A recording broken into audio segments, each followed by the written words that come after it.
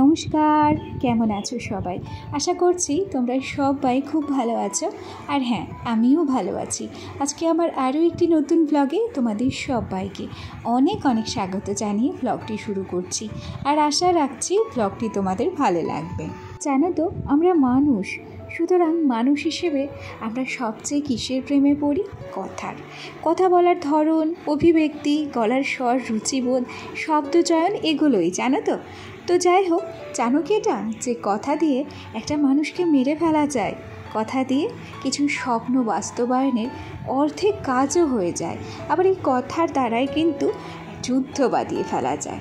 আর এই যে কথার কথা বলছি, এই কথার দ্বারা মানুষের মনে ভীষণ আঘাত দেওয়া যায়। সত্যি কথা জানো তো, কখনো কারোর মনে আঘাত দিতে নেই। প্রকৃত মানুষেরা কোনো দিনই কারোর মনে আঘাত দিয়ে কথা বলতে শেখেনি। কথা বলতে শেখাটাও একটা পারিবারিক শিক্ষা, জানো তো, যে শিক্ষাটা হয়তো সবার মধ্যে নেই। আর আমাদের মানুষ হিসেবে মানসিকতা কিন্তু সবসময় এক নয়। সুতরাং আজ আমার কথা 5 জনের ভালো লাগছে বলে আরও 2 জনের যে আমার এই কথাগুলো ভালো লাগবে তাও কিন্তু নয়। তবুও বলবো, কমেন্ট করার সময় যদি একটু সংযত ভাষা ব্যবহার করা যায়, তাহলে সেই কথাটা আমার কিন্তু শুনতেও ভালো লাগে আর কমেন্টগুলো পড়তেও ভালো লাগে। তো যাই হোক, এ বিষয়ে আর কোনো কথা বলবো না। এবার সরাসরি চলে যাব আমার কাজের প্রসঙ্গে। ও হ্যাঁ, আজকে থাম্বনেল আর টাইটেল দেখে হয়তো বুঝতেই পেরেছো যে কী বিষয়ে আজকে আমি ভিডিও বানাতে চলেছি। সকাল সকাল ঘুম থেকে উঠে ও ঘরে গিয়ে কিন্তু আগে ফ্রেশ হয়ে নিয়েছি। আর তারপর এই যে চলে এসেছি রান্নাঘরে, এখানে একটু চা বসাবো ভেবেছি। এখনও পর্যন্ত সোনা ঘুমোচ্ছে, আর সেই সুযোগটাকেই কাজে লাগিয়ে না আমাকে সমস্ত কাজকর্ম কিন্তু করে ফেলতে হয়। আর যখন সোনা ওঠে তখন কিন্তু আমার কোনো কাজই হয় না। তো যাই হোক, ওদিক থেকে চাটুকু কিন্তু বসিয়ে দিয়েছি। আর তারপর এই যে দেখো চলে এসেছি, যতটুকু টাইম আমার চা হতে লাগবে সেই টাইমে এই যে ছোট্ট র্যাকটাকে দেখছো, এটাকে একটু পরিষ্কার করে নিয়েছি। আজ আমার এই ছোট্ট পরিবারের স্মার্ট গৃহিণীদের জন্য বেশ কয়েকটি টিপস জানাবো এই ভিডিওতে। আশা করছি তোমাদের কিন্তু ভালো লাগবে, আর আমাকে কমেন্ট করে জানাবে যে কোন টিপসটা তোমাদের ভালো লাগলো। দেখো, একটা সত্যি কথা বলি, নাইবা হলো আমার মডিউলার কিচেন, নাইবা হলো আমার পাকা ঘর, তবুও আমার এই ভাঙাচোরা রান্নাঘরটাকে আমি যে সুন্দর করে সাজিয়ে গুছিয়ে রাখতে পারবো না মডিউলার কিচেন বলে, তার কিন্তু কোনো কথা নেই, তাই না? আমার নিজের স্বাদ এবং সাধ্য অনুযায়ী এই ঘরটাকে, এই ছোট্ট রান্নাঘরটিকে কিন্তু পরিষ্কার পরিচ্ছন্ন করে রাখতেই পারি। আর হ্যাঁ, যার মডিউলার কিচেন আছে তারও কাজ আছে, যার নন মডিউলার কিচেন আছে রান্নাঘরে তারও কিন্তু সেই একই কাজ আছে। সুতরাং কাজের ধরনগুলো একটু একটু হলেও আলাদা থাকে। আর যদি কিছু স্মার্ট টিপস ফলো করি, তাহলে আমাদের দেখা যায় কি রান্নাঘরের অনেক কঠিন কাজগুলো কিন্তু সহজ হয়ে যায়। আর এই রান্নাঘরের মধ্যে রান্না করাটা যতটা না কঠিন, সেই রান্নাঘরটিকে কিন্তু পরিষ্কার পরিচ্ছন্ন করাটা বেশ কঠিন এবং চ্যালেঞ্জিং। তো চলো চলে যাই আজকের প্রথম টিপসে। দেখো, আমি যখনই গ্যাসে কিছু রান্না করি তখনই কিন্তু 3টে এক্সট্রা কাপড় রাখি। এবার 3টে এক্সট্রা কাপড় কেন রাখতে হয় জানো তো? রান্নার কাছে একটা এক্সট্রা কাপড় রাখলে তুমি যেসব রান্নার তেল মশলা তেল ছিটেগুলো ছিটকে গ্যাসের উপর পড়ছে, তার আশেপাশে পড়ছে, সেটা পরিষ্কার করার জন্য। এতে কিন্তু সাথে সাথেই তোমার গ্যাসের সাইডটাও পরিষ্কার হয়ে গেল, আর তোমার আশপাশগুলো তেল ছিটে মুক্ত হয়ে গেল। তারপর হালকা হাতে হয়তো সবার শেষে একটু মুছে দিলে, এতে করে কি হলো, তোমার রান্নাঘরটা পরিষ্কার হয়ে গেল। 2 নম্বর যে কাপড়টা, সেটা রাখলে যে থালা বাসনগুলো ধুলে সেটাকে মুছে নেওয়ার জন্য। আর যে 3 নম্বর কাপড়টা, সেটা রাখলে নিজের হাতটাকে পরিষ্কার রাখার জন্য। কেন কি, হাইজিন মেনটেন করাটাও একান্ত জরুরি। চলো এবার আসি 2 নম্বর টিপসে।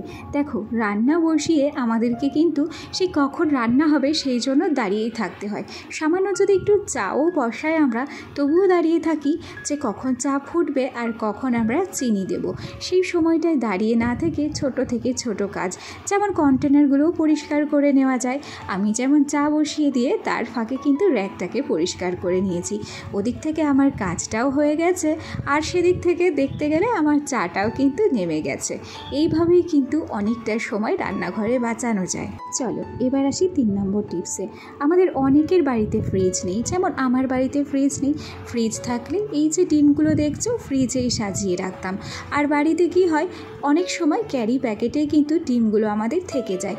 এইরকম যদি একটা ফেলে দেওয়া মিষ্টির কৌটোতে ডিমগুলোকে সাজিয়ে রাখি, তাহলে এই যে আমাদের রান্নাঘরটা কিন্তু সুন্দর গোছানো থাকে। আর সেক্ষেত্রে এই যে ছোট্ট ছোট্ট লেবুগুলো, এগুলোও কিন্তু রান্নাঘরে ছড়িয়ে ছিটিয়ে থাকে। সেগুলোকেও যদি একটা কৌটোর মধ্যে রেখে এই যে র্যাকের সাইডগুলোতে গুছিয়ে রাখি, সেক্ষেত্রে আমাদেরই সুবিধা, ওদিক থেকে তো খুঁজে পেতে সুবিধে, আর ওদিক থেকে রান্নাঘরটা দেখতেও কিন্তু বেশ লাগে। সাজানো গোছানো ঘর সংসার কার ভালো লাগে না বলো তো দেখতে? সবাই পছন্দ করে দেখতে। চলো এবার আসি পরের টিপসে। আমরা সবাই কিন্তু সুন্দরের পূজারী, তবে সুন্দর জিনিস দিয়ে সব সময় যে একটা কিচেনকে সাজাতে হবে তার কিন্তু কোনো কথা নেই।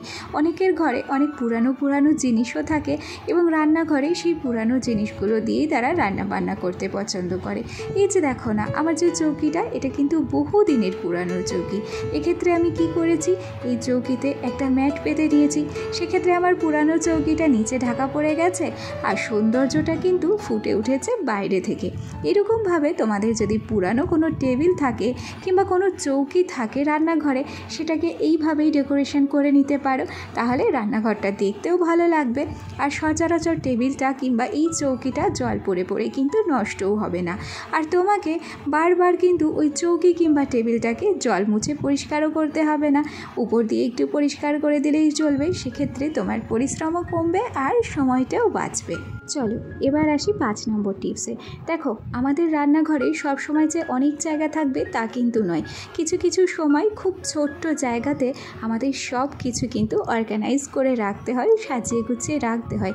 সেক্ষেত্রে কাপের কথা বলি। একসাথে 6টা কাপ যদি সাজিয়ে রাখতে চাই, আর জায়গা কম হলে কি হয়, অনেকটা জায়গা বেশি নিয়ে নেয় 6টা কাপ। সেক্ষেত্রে কিছু টাকা ইনভেস্ট করে আমরা যদি এরকম লম্বা একটা কাপ স্ট্যান্ড কিনে রাখতে পারি, তাহলে কি হয় বলো তো, ছোট্ট একটা চিকন কাপ স্ট্যান্ড আমাদের অনেক কাজে লাগে এবং প্রায় 12টা কাপ সেই স্ট্যান্ডে এঁটে যায়। আর যেহেতু কাপ স্ট্যান্ডটা লম্বি, সেই জন্য জায়গা অনেকটা কম লাগে। তো যাই হোক, দেখো তোমাদের সাথে গল্প করতে করতে আমি কিন্তু অনেক কাজ করে ফেলেছি। রান্নাঘরটাকে কিন্তু প্রায় গুছিয়ে নিয়েছি বলতে পারো। আর এ পর্যায়ে মিট কেসটাও কিন্তু আমি পরিষ্কার পরিচ্ছন্ন করে নিয়েছি। আর তার উপরে দেখো যে ছোট্টখাটো কৌটোগুলো ছিল, সেগুলোও কিন্তু হালকা হাতে মুছে নিয়েছি। তো চলো এবার আসি আমার একদম শেষ টিপসে। এই যে দেখছো জিনিসপত্রগুলো পরিষ্কার পরিচ্ছন্ন করছি, যতটা সম্ভব পারবে রান্নাঘরের এই মিট কেস বলো, ছোট্ট ছোট্ট কৌটো কাউটা, ছোট্ট ছোট্ট র্যাক, যত সমস্ত জিনিস আছে, এগুলো প্রত্যেক দিনই পরিষ্কার করতে। সেক্ষেত্রে এগুলোতে বেশি নোংরা পড়বে না, বেশি তেলচিটে ভাব হবে না, আর তোমাদের কিন্তু রান্নাঘরের পিছনে খুব বেশি সময় ইনভেস্টও করতে হবে না।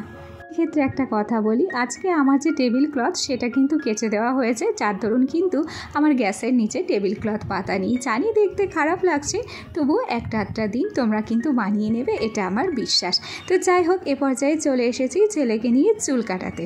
বেশ সুন্দর করে চুল কাটছে আমার ছেলে। ওদিক থেকে রান্নাঘরের কাজকর্ম কমপ্লিট করে সোজা নিয়ে চলে এসেছি। সত্যি কথা বলতে কি জানো তো, ঘরের কাজ ফেলে ধুয়ে আমার না বাইরের কোনো কাজ করতে ইচ্ছে করে না। সেই জন্য আগে ঘরটাকে গুছিয়ে গাছিয়ে তারপর এই যে বাইরের কাজগুলো কমপ্লিট করে নিয়েছি। ওদিক থেকে সোনার চুল কাটানো হয়ে গেছে, এসেছি একটু পুকুর ঘাটে। এই পুকুর ঘাটে কতই না স্মৃতি জড়িয়ে আছে। আর জানো, এই পুকুর ঘাট থেকেই ভীষণ দামি আর মূল্যবান জিনিস আমি কুড়িয়ে পেয়েছি। অবশ্যই একদিন সেটা তোমাদেরকে দেখাবো। তো এ পর্যায়ে আমার আজকের ব্লগটি তোমাদের কেমন লাগলো কমেন্ট করে জানাতে ভুলবে না। আজ তাহলে আসি, কাল আবার দেখা হবে। সবাই ভালো থেকো, টাটা।